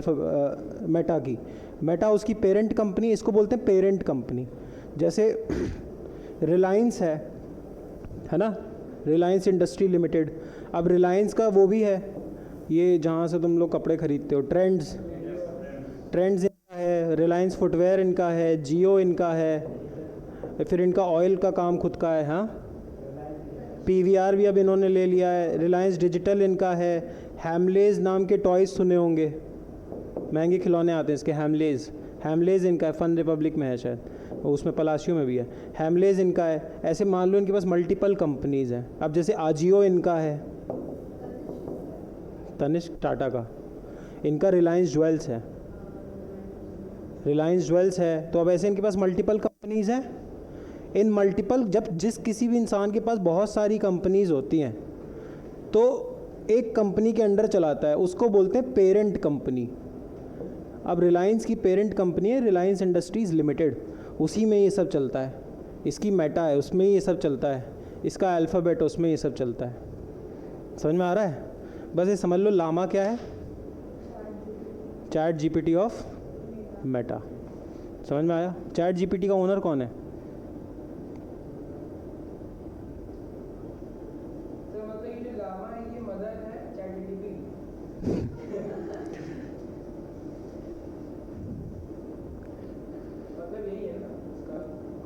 अगर मुझे तुम्हारी जैसी बीवी मिल गई तो मैं क्या करूँगा? तुम पागल हो क्या यार उमाम? मैं तुमको तब से क्या बता रहा हूँ। ये मार्क जुकरबर्ग बताया था। मार्क जुकरबर्ग के पास 3 कंपनी है, फेसबुक, इंस्टाग्राम और व्हाट्सएप। ये 3 कंपनीज हैं उसके पास। अब मान लो अगर किसी बंदे के पास X, Y, Z, M, N, O ऐसी 6 कंपनी चलाता है वो, तो एक ही आदमी चला रहा है, तो वो एक पेरेंट कंपनी बना लेगा, इसके नीचे सब चलवाएगा। अब यही चीज़ फेसबुक है, व्हाट्सएप है, इंस्टा है, ये तीनों को वो किस नाम के अंदर चलाता है? मेटा का ओनर कौन है? Mark Zuckerberg. सेम चीज़ जब गूगल करता है तो गूगल की पेरेंट कंपनी है अल्फ़ाबेट। सेम चीज़ रिलायंस करता है, तो रिलायंस की पेरेंट कंपनी, हाँ, रिलायंस इंडस्ट्रीज लिमिटेड। समझ में आया? तो मैं क्या बोल रहा हूँ, जैसे एक चैट जीपीटी आता है ना, ऐसे ही अब मार्क जुकरबर्ग की जो कंपनी है मेटा, मेटा का एक प्रोडक्ट है फेसबुक, एक प्रोडक्ट है व्हाट्सएप, एक प्रोडक्ट इंस्टाग्राम, और भी होंगे कुछ, मुझे नहीं मालूम। उसी में एक प्रोडक्ट है वो ऐड कर रहा है लामा। लामा अब तुम्हारे दिमाग, अब जैसे इंस्टाग्राम पे फ़ोटो शेयर करते हो, व्हाट्सएप पे बात करते हो, फेसबुक पे जो भी करते हो, अब लामा क्या करेगा, जैसे चैट जीपीटी है वैसे ही लामा है। तुमको कुछ भी क्वेश्चन पूछना है, कुछ भी देखना है, वो लामा पे कर लो। समझ में आया? पक्का? चलो, अब इसको बोलते हैं open source AI. Open source. अच्छा एक बात बताओ, मैं चैट जीपीटी पे क्वेश्चन पूछूं, who is the strongest person in the world, अब ये सब्जेक्टिव क्वेश्चन हो गया। स्ट्रॉन्ग सेंस में, वेट उठाने में, मारने में, अलग अलग सेंस में स्ट्रॉन्ग होता है आदमी, पर वो तुमको ऐसे 10 नाम लिख के दे देता है। चलाया चैट जीपीटी? आज चला के देखना, आज चैट जीपीटी खोलना, उसमें पैसे नहीं लगते हैं। गूगल खोलना, गूगल पे चैट जीपीटी खोलना, चैट जीपीटी पे सर्च करना, तुमको अपने आप आंसर आ जाएंगे। अब चैट जीपीटी के पीछे कोई इंसान बैठा था? नहीं। अरे हाँ भाई, इंसान नहीं बैठा होता है। तो अब लेकिन चैट जीपीटी के पास खुद की इंटेलिजेंस है ना, तभी तो वो ये क्वेश्चन का आंसर कर रहा है। तुम उसको आज कमांड देना, राइट अ एसे ऑन इस टॉपिक 200 वर्ड्स, वो दे देगा। Give me the lyrics of this, make me a new song, बहुत मज़ा आएगा। तुम आज चैट जीपीटी पे टाइम स्पेंड 12th में बना लिया था, हाँ वैसे 1 साल से तो चल ही रहा है। तो देखो अब इसके पास मतलब खुद की इंटेलिजेंस है, क्योंकि ये खुद की इंटेलिजेंस है और ये इंटेलिजेंस बनाई गई है, पैदा नहीं हुई है। तो ये कैसी इंटेलिजेंस है? आर्टिफिशियल इंटेलिजेंस है। तो चैट जीपीटी क्या है? एक टाइप का एआई है, आर्टिफिशियल इंटेलिजेंस है। उसके पास कृत्रिम बुद्धिमत्ता, कुछ ऐसे बोलते हैं, मतलब छोड़ो। जैसे हमारे पास क्या है, मेरे पेरेंट्स ने मुझे पैदा किया, मैंने कुछ इन्फॉर्मेशन सीखी तो इंटेलिजेंस आ गई, ह्यूमन इंटेलिजेंस। अब मैंने कोई मशीन बनाई, मशीन अपने आप काम कर लेती है, उसी को एआई बोलते हैं। तुमने वो सुना एलेक्सा? एलेक्सा एक आता है अमेज़ॉन का, जिसको तुम बोलो Alexa play me this song, तुम उसको गाना बोलो कि जैसे मान लो कोई गाना बताओ, जैसे मान लो चलिया गाना है, तुमने बोला एलेक्सा प्लीज़ प्ले चलिया, प्लीज़ नहीं बोलना, एलेक्सा प्ले चलिया, तो वो गाना बजा देगी, शुरू हो जाएगा। मतलब उसने मेरी वॉइस का कमांड ले लिया और काम शुरू कर दिया। इसके पास खुद की इंटेलिजेंस थी। मतलब या तुम उसको wake me up at 6 in the morning, तो वो बोलेगी alarm for 6 AM set, date बोलेगी, 6 बजे वो बजने लगेगी। मतलब उसके पास खुद की इंटेलिजेंस थी, पर ये इंटेलिजेंस किसी ने बना के दी उसको। तो ये कैसी इंटेलिजेंस हो गई? आर्टिफिशियल इंटेलिजेंस, एआई हो गई। ठीक, चैट जीपीटी एक टाइप का क्या है? एआई है।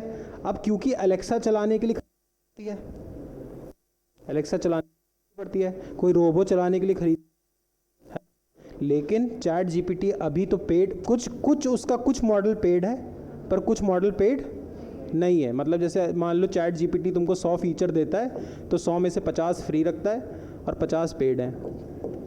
तो ये जो 50 फ्री है, इसको मैं ओपन एआई बोल दूं, ओपन सोर्स है ना, ओपन फॉर ऑल है, ओपन सोर्स आर्टिफिशियल इंटेलिजेंस, ये बोल सकता हूँ। जितना artificial intelligence freely available for all है, उसको ओपन एआई बोल दूं, है ना, है ना। तो मैं अब लामा भी क्या है? ओपन एआई,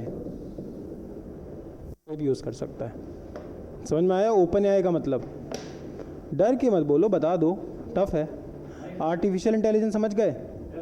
तुम्हारे पास जो इंटेलिजेंस है वो आर्टिफिशियल है तुम्हारे पास। समझ में आया ओपन एआई का मतलब? Open source AI, anything which is accessible, available and affordable to everyone is open source. Instagram is open source, कोई भी चला सकता है, कोई पैसा नहीं लेता वो। Facebook is open source, Instagram is open source, WhatsApp is open source. फिर इनका रेवेन्यू कहाँ से आ रहा है? तुम खुद ही प्रोडक्ट हो। जब भी कोई चीज़ फ्री होती है ना तो तुम खुद ही प्रोडक्ट होते हो। खुद कैसे प्रोडक्ट हो? उमाम जैदी, फेसबुक को पता है कि उमाम जैदी की गर्लफ्रेंड है, भले उसकी मम्मी पापा को पता हो ना हो, पता है ना। इंस्टाग्राम को पता है कि उमाम जैदी अभी कहाँ किसको डेट कर रहे हैं, तो इंस्टाग्राम को पता है ना कि इसकी गर्लफ्रेंड का बर्थडे आ रहा है, तो वो फ्लिपकार्ट को, अमेज़ॉन को डेटा बेच देगा ना कि उमाम जैदी की गर्लफ्रेंड का बर्थडे आ रहा है। और क्योंकि उमाम जैदी की गर्लफ्रेंड भी इंस्टाग्राम फेसबुक चला रही है, तो उसको ये भी पता है कि उसको क्या चीज़ पसंद है, तो वो वैसी चीज़ें रिकमेंड करेगा। तो यहाँ पे फ्री तो मिल गया इसको फेसबुक व्हाट्सएप, पर प्रोडक्ट कौन था? उमाम जैदी खुद। समझ में आ रहा है? जब भी कोई चीज़ फ्री होती है तो आप खुद प्रोडक्ट होते हो। समझ में आ रहा है? अब देखो मैं तुम लोगों को एकदम क्लासिक एग्जांपल बताता हूँ। अब जैसे मान लो तुमने सर्च किया best restaurant in Lucknow, best restaurant in Lucknow. अब तुम बेस्ट रेस्टोरेंट ढूंढ रहे हो। अब गूगल क्या करता है? देखो, तुमसे आज तक गूगल ने किसी चीज़ के पैसे लिए? नहीं लिए। जो ये कंपनीज़ होती हैं, मतलब ये जितने रेस्टोरेंट होंगे, इन रेस्टोरेंट को गूगल ऑफ़र करता है। मैं तुमको फर्स्ट हैंड एक्सपीरियंस बता रहा हूँ कि देखो ऐसा करो, हमको इतना इतना पैसा हर महीने दो। मैं फर्स्ट हैंड एक्सपीरियंस बता रहा हूँ, कहानी नहीं बता रहा हूँ। तुम इतना इतना हमको पैसा दो, जब कोई सर्च करेगा बेस्ट रेस्टोरेंट इन लखनऊ, तो मैं तुमको रैंक 1 कर दूंगा। अब रैंक 1 करने से ये नहीं होगा कि तुम उसके वहाँ चले जाओगे, बट तुमको सबसे ऊपर कौन दिखाएगा? वो रेस्टोरेंट। अब तुम्हारी कहीं भी जाने की प्रोबेबिलिटी कहाँ बढ़ गई? प्रोडक्ट किसका बिक गया? उस रेस्टोरेंट का। उसमें से कुछ पैसे उसने गूगल को दे दिए। अब ये गूगल हर चीज़ के लिए करता है, हर चीज़ के लिए करता है। तुम सर्च कर लो, जैसे मान लो बेस्ट क्रिकेट फील्ड, या लेट्स से कुछ भी कर लो, बेस्ट थिएटर इन लखनऊ। अब मान लो ऐसे 50 थिएटर हैं लखनऊ में, तो ये लिखे कहाँ पे? गूगल पे। गूगल जिस दिन चाहेगा उसको 1 पे रखवा देगा, जिसको चाहेगा उसको 2 पे रखवा देगा, जिसको चाहेगा 3 पे रखवा देगा। अब वो क्यों रखेगा तुमको 1 पे? क्योंकि तुम उसको ज़्यादा पैसे दे रहे हो। तो गूगल यहाँ से पैसा लेता है। प्रोडक्ट कौन हो? अब गूगल के लिए कौन है? तुम खुद। तुमसे गूगल ने आज तक पैसा लिया? फेसबुक ने, व्हाट्सएप ने, किसी ने नहीं लिया। बस तुम्हारी इन्फॉर्मेशन उसके पास है। तुम गूगल पे सर्च करते हो लखनऊ टू पुणे फ़्लाइट्स। अब जैसे ही सर्च करोगे, बुक माई शो को इन्फॉर्मेशन दे देगा कि संकल्प को पुणे जाना है। कब जाना है? 26 तारीख को। तो तुमको टिकट्स दिखाने लगेगा, मेक माई ट्रिप, गो आई बीबो, आई बिक्सो, स्काई स्कैनर। हाँ बिल्कुल, हम खुद ही करते हैं, सब करते हैं। अब हम कम कर पाते हैं। जितना बजट दे दो भाई, तुम इसमें जितना बजट फूंक दो, गूगल तुमको ये नहीं बोलेगा कि कम डाल रहे हो। तुम्हें जो डालना है डालो, जितना डालना है डालो। और वो सिर्फ एक ही का नहीं करेगा, सबका करेगा। अब एक बात बताओ, जैसे मान लो तुमको अभी क्लैट पढ़ना है, या तुमको मान लो CUT पढ़ना है, तो अब ये इन्फॉर्मेशन किसके पास है? Google, Instagram, Facebook, WhatsApp. किसी से बात कर रहे होगे, कहीं कुछ लाइक कर रहे होगे, उसी तरीके का यूट्यूब देख रहे होगे, तो ये जो कंपनीज इसमें काम कर रही होंगी उनको तुम्हारा डेटाबेस देगा। अब 60 साल के दादाजी को CUT या क्लैट का ऐड दिखाने का क्या मतलब है? उनको उनके हिसाब की ऐड दिखाई जाएगी। समझ में आ रहा है? इसीलिए ये सारी चीज़ें क्या होती हैं? Open source. तुम्हें जितना यूज़ करना है करो। इंस्टाग्राम तुमको कभी ये नहीं बोलेगा कि अब फ़ोटो नहीं डाल सकते, गए और डाल। हाँ, क्या चीज़? किस चीज़ का पेड वर्जन? इंस्टाग्राम का कोई पेड वर्जन तो नहीं दिखा मुझे आज तक। है? उसमें क्या है?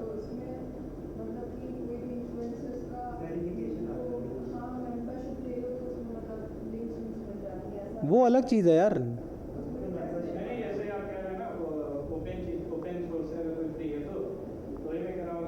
पेड में फीचर्स अलग होते हैं। अब जैसे चैट GPT में तुम सर्च कर लोगे कुछ भी तो तुमको आंसर दे देगा, लेकिन अब पेड फीचर चाहिए। अब तुमको कोई पोस्टर बनाना है, कोई बैनर बनाना है, तो उसके लिए पेड फीचर दो। वो चीज़ फ्री रखता है जिससे उसको ज़्यादा से ज़्यादा जनता मिल जाए। समझ में आ रहा है? अखबार तुम बताओ, जो न्यूज़पेपर्स होते हैं कितने रुपए के आते हैं? 5-7 रुपए के। अब तुम खुद सोचो, एक 7 रुपये का न्यूज़पेपर, उसमें लगभग 20 पेज होते हैं। तुम फोटो कॉपी कराने जाओगे तो 1 रुपये का एक पेज होता है, तो ये 7 रुपये में कैसे दे देता है, और वो भी बड़ा पेज। उसके बाद उसको वहाँ प्रिंटिंग की कॉस्ट है, प्रिंटिंग कराएगा, प्रिंटिंग करा के उसको स्टोर करेगा, स्टोर करके वो गाड़ी में डिस्ट्रीब्यूट करवाएगा, डिस्ट्रीब्यूट करके फिर वो किसी स्पॉट पे पहुंचते हैं, फिर वहाँ से न्यूज़पेपर वाले आते हैं, फिर न्यूज़पेपर वाले लेते हैं तुमसे, इनसे न्यूज़पेपर, फिर वो एक एक घर जाके देते हैं। यही 7 रुपये में कैसे हो जा रहा है इतना कुछ, बताओ तुम। कितने लोगों को कमाना है? कहीं न्यूज़पेपर छपा, जैसे मान लो मैं उन्नाव में रहता हूँ, लखनऊ में न्यूज़पेपर छपा, फिर छपेगा रात में 2-2:30 बजे, फिर छपने के बाद वो फिर एक पाइलअप होगा, फिर पाइलअप होने के बाद गाड़ियों में रखा जाएगा, गाड़ियों से वो उन्नाव ले जाएंगे, फिर उन्नाव में वो अलग अलग जगह रखेंगे न्यूज़पेपर, फिर न्यूज़पेपर वाला आएगा, फिर वो न्यूज़पेपर ख़रीद लेगा, फिर वो तुम्हारे घरों में देगा। 7 रुपये में कैसे हो जा रहा है ये सब? इतनी तो उसकी कॉस्ट आ जा रही होगी ऐड से। वो जो न्यूज़पेपर के एड्स आते हैं उससे उनका रेवेन्यू आता है। जैसे लखनऊ का जो दैनिक जागरण है अभी, वो फ्रंट पेज का 10 लाख रुपए लेता है। लखनऊ सिटी में डलवाओगे तो 3 लाख रुपए लेता है। जितना न्यूज़पेपर बिकता है उसके उतने रेट्स होते हैं। तो फ्रंट पेज आता है, फ्रंट पेज अखबार, हाँ बिल्कुल होता है। उसमें नीचे तुम कभी देखो न्यूज़पेपर में लिखा होगा, और नीचे यहाँ पे छोटा सा लिखा होता है एडवर्टोरियल। जैसे एक होता है एडिटोरियल, एडिटोरियल लिखा है मतलब अखबार वाले ने उसको पैसे दिए हैं लिखने के। एडवर्टोरियल लिखा है मतलब उसने लिखा है और उसने अखबार को पैसे दिए हैं कि प्लीज़ ये छाप दो। अभी कितना, इतना कौन जानता होता है यार, लेकिन लिखा होता है नीचे एडवर्टोरियल। तुम कभी कोई न्यूज़पेपर लेके आना मेरे पास, मैं तुमको दिखा दूंगा। पर इतना साइंस सब नहीं समझते भाई, बहुत बहुत खेल होता है एड्स में, बहुत खेल होता है। चलो, ये जितने तुम्हारे यूट्यूबर इन्फ्लुएंसर्स हैं ये व्यूज़ से थोड़ी ज़्यादा कमा रहे हैं, ऐड से कमाते हैं। चले, ओपन सोर्स है, समझ में आया? चलो आगे।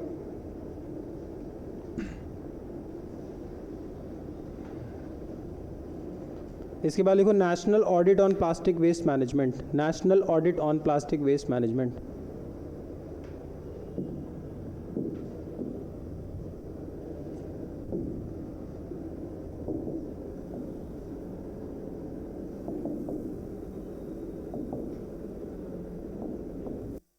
अब देखो क्या होता है, इसको हमें नहीं पढ़ना है, हमें पढ़ना है कि इंडिया में वेस्ट मैनेजमेंट करा जाता है। वेस्ट मैनेजमेंट क्या होता है? वेस्ट को वेल्थ बना दो, जो कूड़ा होता है उससे कुछ अच्छा बना लो, बनता ही है। कबाड़ी वाले तभी तो ले जाते हैं रिसाइकिल कराना। तो सॉलिड वेस्ट मैनेजमेंट भी होता है।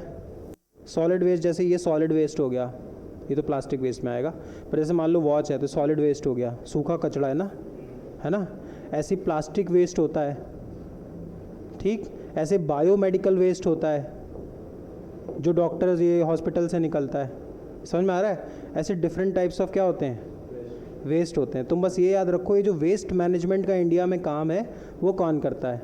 CPCB, central pollution control board, under ministry of environment. बस तुम इतना याद रखो, इंडिया में वेस्ट मैनेजमेंट कौन करता है?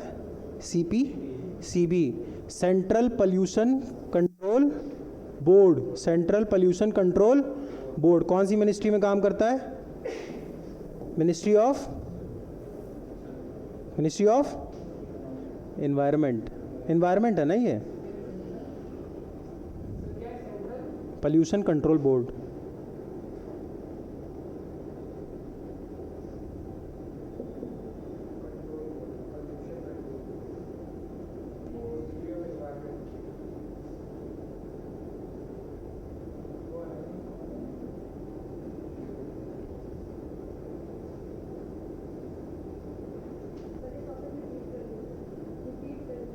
देखो, न्यूज़ ये थी, हम ऑडिट कर रहे हैं, हमसे नहीं पूछेगा ये।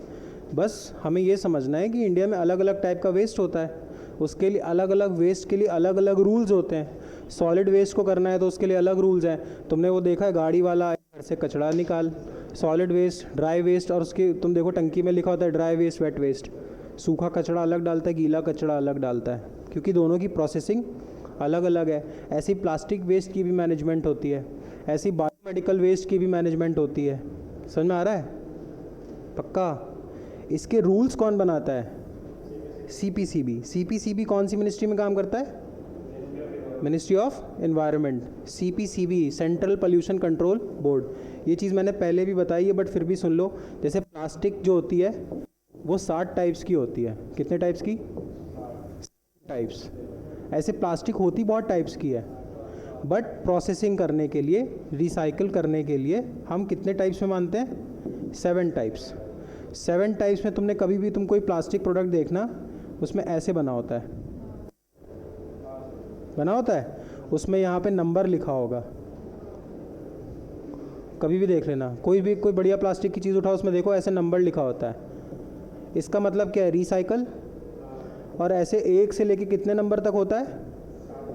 7 तक। 1 2 3 4 5 6 7। जो कबाड़ी वाले होते हैं प्रोफेशनल, ये नहीं जो उठाने आते हैं, ये जहाँ ले जाते हैं उनको ये पता होता है। इसका मतलब ये होता है कि जब तुम रिसाइकलिंग करो तो 1 वाले एक साथ करो, 2 वाले एक साथ करो, 3 वाले एक साथ करो, क्योंकि प्लास्टिक की मोटापा अलग होता है। जैसे मान लो ये भी प्लास्टिक है, और वो जो दूध का पैकेट आता है वो भी प्लास्टिक है, तो दोनों को साथ में प्रोसेस कर सकते हैं? नहीं।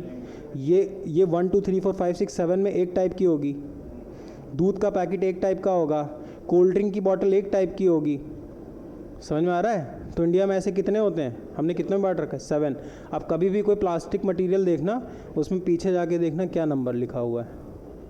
अगर सेम नंबर लिखे हैं मतलब इनको साथ में क्या कर सकते हैं? रिसाइकिल। समझ में आया? समझ में आया? चलो,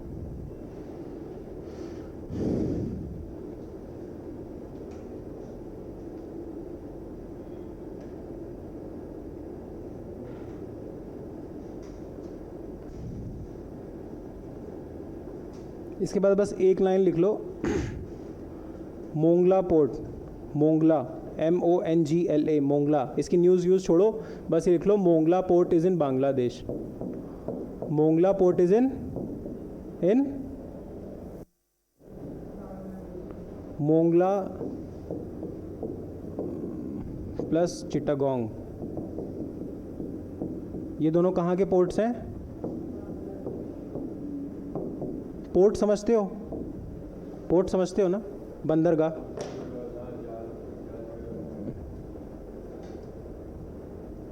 आम सामान आता जाता है जहाँ से, बड़े बड़े कंटेनर्स होते हैं। सुल्तान मिर्ज़ा जहाँ खड़ा होता है,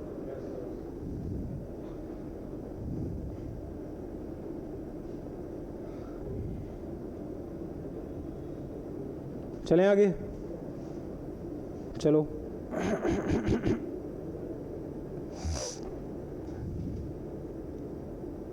लिखो आगे, Vishnupad temple and Mahabodhi temple. Vishnupad temple and Mahabodhi temple. Boring हो रहा है? मैं क्या करूं ब्रो, अब जो न्यूज़ में होगा वही तो पढ़ाएंगे। विष्णुपद, विष्णुपद एंड महाबोधि।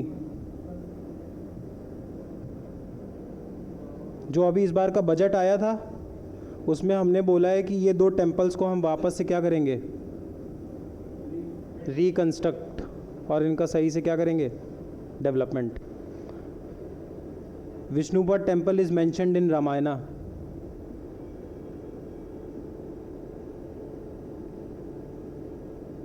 विष्णुपद टेम्पल कहाँ पे है? गया में। गया कहाँ है?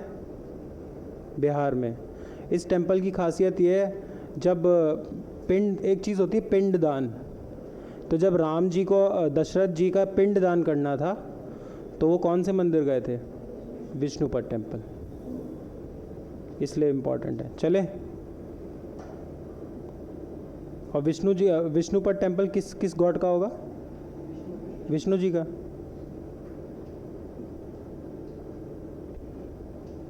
चलो आगे, महाबोधि टेम्पल कहाँ पे है? बोध गया। बांग्लादेश में कहाँ? तुम पागल आगल हो क्या यार? बोध गया कहाँ पे है? बिहार में। विष्णुपद लिख लिया, किस गॉड का है? विष्णु जी का। कहाँ पे है?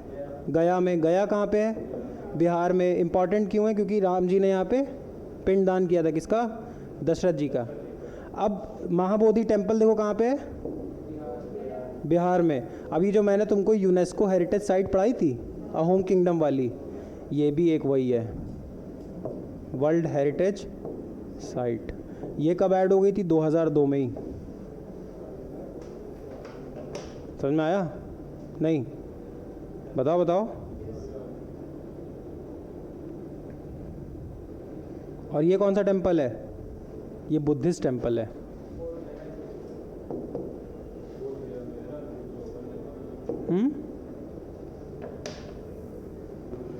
बोरिंग हो रहा है? बोरिंग हो रहा है ना? हो तो रहा है, हो रहा है ना, मैं समझ रहा हूँ, लेकिन अब यही है बेटा। हाँ, किस में आया? सेबी। सेबी सेबी सेबी है, जैसे बैंक्स को रेगुलेट करता है आरबीआई, स्टॉक मार्केट को रेगुलेट करता है SEBI, security and exchange board of India. पर हम तो डेट के हिसाब से चल रहे हैं। आज हम कौन सी डेट कंप्लीट कर लेंगे? 3 अगस्त। तो जब 12th में आएंगे तब कराएंगे। चलें आगे? चलो, कैपिटल गेन टैक्स हो गया, आगे लिखो। Snow leopard status report in India. ये सब मत समझो कि कुछ भी पढ़ा रहा हूँ मैं, मुझे बिल्कुल शौक नहीं है भाई, मैं बहुत आलसी इंसान हूँ, पर इम्पॉर्टेंट है इसलिए पढ़ा रहा हूँ। लिखो snow leopard status report in India. Snow leopard status report in. Snow leopard को हिंदी में क्या बोलते हैं? हाँ, लगड़बग्गा, हिम तेंदुआ। तेंदुआ नहीं, तेंदुआ, हिम तेंदुआ। हिम मतलब हिमालय, ये हिमालय पे ही मिलता है। ये इसलिए इम्पॉर्टेंट है, देखो अब ये इम्पॉर्टेंट क्यों है। अब तुम बोलोगे स्नो लेपर्ड क्यों पढ़ा रहे हो? एक चीज़ होती है फूड चेन। घास, घास को खाएगा कौन? डियर बोल लो भाई, बकरी। डियर को कौन खाएगा? लायन। ठीक। अब जो ये टॉप मोस्ट प्रीडेटर होता है, ये बहुत ज़रूरी होता है। क्यों? अगर ये ख़त्म हो जाएगा तो जब ये बहुत बढ़ जाएंगे, जब ये बहुत बढ़ जाएंगे तो ये घास जल्दी खा जाएंगे, और जब घास ख़त्म हो जाएगी तो सूखा पड़ जाएगा, तो ये अपने आप ही मर जाएंगे। समझे क्या? मान लो तुम्हारे पास 100 किलो घास होती है एक जंगल में। 100 किलो घास खाने के लिए 100 डियर चाहिए, और 100 डियर को खाने के लिए 10 लायन चाहिए। ये सिस्टम है। अब मान लो 10 लायन की जगह कितने लायन रह गए? 2 लायन रह गए। लेकिन डियर, अब जो 100 डियर 10 लायन खा रहे थे, तो अब तो खाने वाले कितने हैं? 2। तो ये हो सकता है कितने हो जाएं? 250। जब ये 250 हो जाएंगे, घास तो 100 किलो थी, तो जब घास ख़त्म हो जाएगी तो ये भूखे मर जाएंगे, और ये तो कम हो ही गए थे। तो जब ये भूखे मर जाएंगे तो ये जब ये ज़्यादा आ जाएंगे तो ये कम पड़ रही है, जब ये कम पड़ रही है तो क्या पड़ जाएगा? ड्रॉट, सूखा। और जब सूखा पड़ेगा तब तो सभी ख़त्म हो जाएंगे। इसीलिए ये बहुत ज़रूरी होता है। लायन नहीं, टॉप मोस्ट प्रेडेटर, किसी भी फूड चेन में जो सबसे ऊपर बैठा होता है, क्योंकि वही सबको सिस्टम में रख रहा होता है। अब हिमालय में देखो क्या होता है, जो भी स्नोई जगह होती है, जहाँ पे भी बर्फ़ पड़ती है, वहाँ पे लायन नहीं होता। लायन रह नहीं सकता ना बर्फ़ वाली जगह पे, टाइगर भी नहीं रह सकता। तो जो स्नो वाली जगह होती है, जैसे आर्कटिक, एंटार्कटिक, या ऊपर कैलाश पर्वत और ये सारी चीज़ें, हिमालय, यहाँ पे लायन नहीं होते। यहाँ का जो सबसे ऊपर का प्रेडेटर होता है, एक्स मतलब घास, वाई मतलब डियर, जेड मतलब लायन, ये जो हिमालय का और स्नोई जगह का होता है, ये कौन होता है?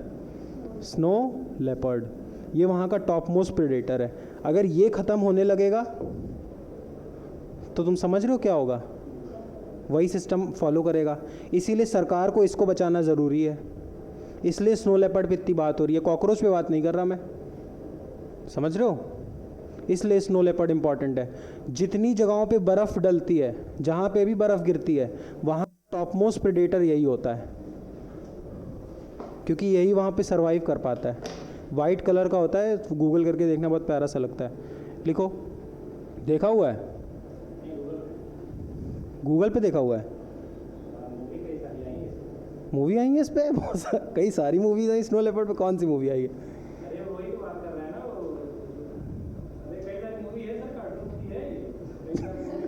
वो तो ठीक है, लेकिन इस पे कौन सी मूवी आए? हो सकता है आ जाए, इंपॉर्टेंट बहुत है। कौन सी मूवी? लेकिन स्नो लेपर्ड पे कौन सी मूवी? आइस एज में स्नो लेपर्ड है ही नहीं। अरे स्नो लेपर्ड, हाँ